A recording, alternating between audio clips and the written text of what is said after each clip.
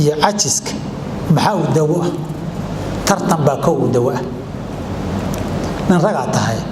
rag baa kula joogay inaad gadaal ka fuusha gaariga maxaa kaa dhigay adiga aabiyo hooyaa ku dhalay sagaalkay ku dhasheen baad ku dhalatay meeshay ka yimaadeen baad ka timid kulliyaday dhigteen baad dhigtaa wax eber agtooda aad keentaa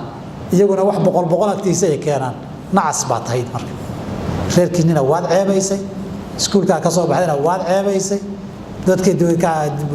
kii nacaska ahaa un baad tahay weligaa gaari daba kafuul lagama noqdo halka kursi ugu dambeeya lama fadhiisto nin culimo ahaa bay gabadhiisii dhaanta baratay baa layidhi uu yeeray aabbu nin culimaan ahay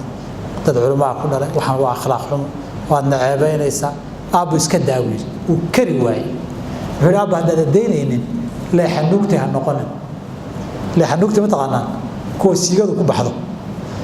markii bahasha la tumaya laba saf weeye safka horena waa safka aadka u yaqaanee la yaqaanee boodey bahasha jabiye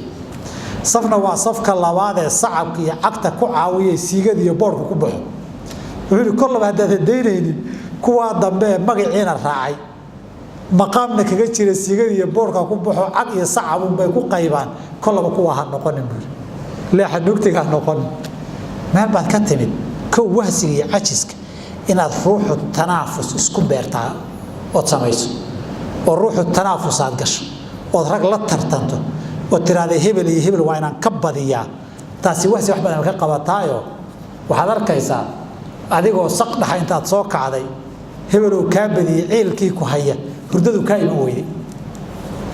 ama intaad subax hore soo kacday wax akhrinayo marka dambe indhuhu yana ku xanuun lagu leeyahay arki marka dambana waad la qabsan dadaalka waqti go'an bay u baahan tahay naftaada inaad barto haddaad la qabadsiisa dadaalka iyada ma wahsi karaynin hurdadii way kaa dhammaan wixii kaloo dhan waad ka daali wixii dadaalka markaad gashana nashiid baad noqon sadarteed kow majmuuca ku biir majmuucada adigu soo hindis in la tartamo tartankaana wixii lagu kala qaadan lagu kala qaato adiguna tartankaa naftaada ku caraabi waa asbaabaha ka mida iyo cawaamisha ka midka ee wahsiga iyo cajiska lagu daweeyo khayr allah yansi allah barakeeyo بارك الله فيكم جزاكم الله خيرا سبحانك اللهم وبحمدك اشهد ان لا اله الا انت استغفرك واتوب اليك